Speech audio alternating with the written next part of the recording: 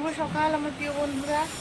আজ হচ্ছে বুধবার আর এখন বাজে হচ্ছে সকাল 11টা আর এখন থেকেই ব্লগটা স্টার্ট করছি। তো আজকে সকালে একটু তোমার চুলে শ্যাম্পু করেছিলাম, তো দেখো এখন কিন্তু গামছাটা বাঁধাই রয়েছে চুলের মধ্যে। তো কালকে রাতে জানো তো ভীষণ বৃষ্টি হয়েছে, তো তোমাদের তো বললাম যে একদম এখানে কিন্তু বৃষ্টি সেরকম হচ্ছে না, মাঝে সাঝে একটু ঝিরঝিরিয়ে বৃষ্টি পড়ছে ঠিকই, কিন্তু গরম প্রচুর। কিন্তু কালকে রাত্রে তোমার 1.5 ঘন্টা ওই 1.5-2 ঘন্টার মতন খুব ঝাঁপিয়ে বৃষ্টি হয়েছে। আর রাতের দিকটা কিন্তু বেশ ঠান্ডা ঠান্ডাই ছিল, ভালো লাগছিল। তো এখন আবার শুরু হয়ে গেছে গরম, এখন কিন্তু ভালো রোদও বেরিয়ে গেছে। আর এদিকে দেখো আমার বিছানার অবস্থা দেখতেই পাচ্ছ, চাদরগুলি তুলে দিয়েছি। তো এখন তোমার চাদরটা আবার নতুন আর একটা চাদর পাতবো।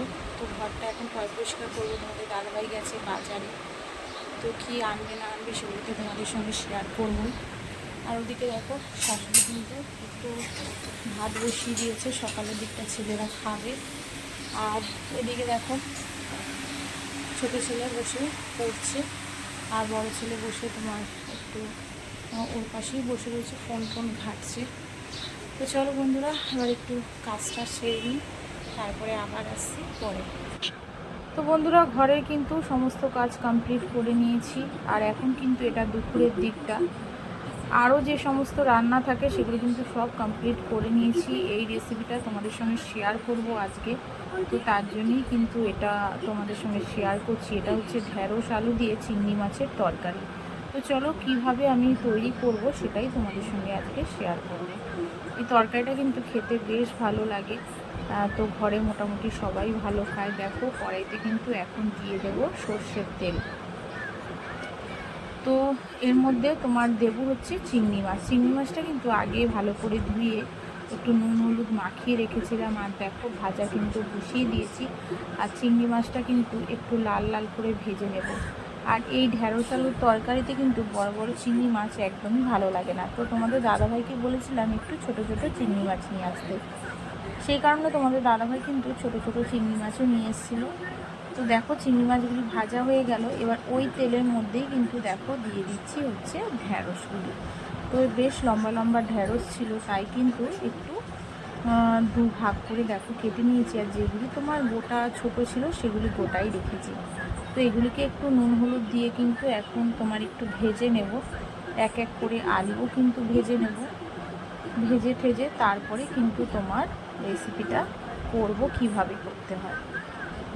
তো এটা কিন্তু খেতে আমাদের ঘরে মোটামুটি সবাই ভালোবাসে, একমাত্র বড় ছেলে খায় না। বড় ছেলে একদমই ঢ্যাঁড়স পছন্দ করে না, কিন্তু ঢ্যাঁড়স খেতে আমার খুব ভালো লাগে। আর তোমাদের দাদা ভাই ছোটো ছেলে শাশুড়িও কিন্তু বেশ ভালো খায়। বেশ অনেক দিন পর কিন্তু এই ঢ্যাঁড়সের তরকারিটা করছি, তো ভাবলাম যখন করছি আজকে এটাই তোমাদের সঙ্গে শেয়ার করি। তো দেখো ঢ্যাঁড়সগুলো কিন্তু একটু ভাজা হয়ে গেছে, ঢ্যাঁড়স তুলে রেখে এবার দেখো আলুগুলোও দিয়ে দিলাম। আলুগুলোও কিন্তু দেখো মোটামুটি ভাজা হয়ে গেছে, দু একটা আলু একটু বেশি তোমার ভাজা হয়ে গেছিলো, কারণ ঘরে কিছু কাজ করছিলাম বসিয়ে দিয়ে একটু লাল ভাজা হয়ে গেছে। তো যাই হোক, এখন তেলের মধ্যে দিয়ে দিলাম একটু কালো জিরে ফোড়ন, আর এখন দেবো হচ্ছে 3-4টে কাঁচা লঙ্কা, আর দেবো একটা ছোট সাইজের পেঁয়াজ। পেঁয়াজটা কুচি করে নিয়েছিলাম। তো দেখো একটু লাল লাল ভাজা হলে এর মধ্যে একটু হলুদের গুঁড়ো, শুকনো লঙ্কার গুঁড়ো আর একটু নুন দেব। নুন আর একটু সামান্য মিষ্টি দিয়ে কিন্তু ভালো করে দেখো কষিয়ে নেব। কষানো হয়ে গেলে তারপরে দিয়ে দেবো ছোট ছোট চিংড়ি মাছগুলি। তো এরকম করে কারা কারা তোমার বানিয়ে এরকম ঢ্যাঁড়সের তরকারি বানাও আমাকে কমেন্ট করে জানিও।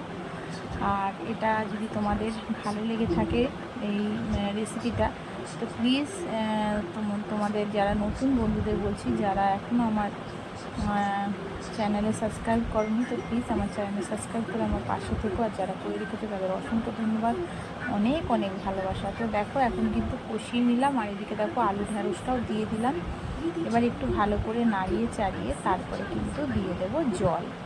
আর দেখো পুরো মানে কষানোটা হয়ে গেছে, এবার কিন্তু জল দেবো। বা জল দেবো খুব বেশি না, সামান্য জল দেবো, কারণ বেশি জল দিলে ঢ্যাঁড়স যদি আবার তোমার একদম যদি ঢ্যাঁড়সগুলি লতলতে হয়ে যায় না, তো খেতে একদম ভালো লাগে না। তো অল্প করেই জল দিয়েছি, তো এখন কিন্তু ঢেকে দেবো। আর দেখো মোটামুটি কিন্তু আমার ঢ্যাঁড়সের তরকারি দেখো রেডি হয়ে গেছে। তো নামানোর সময় একটুখানি তোমার চেখে দেখেছিলাম, নুন মিষ্টি মোটামুটি ঠিকই আছে। আর দেখো রেডি হয়ে গেছে আমার ঢ্যাঁড়সের তরকারি। চলো এবার ওদের খেতে দিয়ে দিই। আর আজকের মতো সবাইকে টাটা।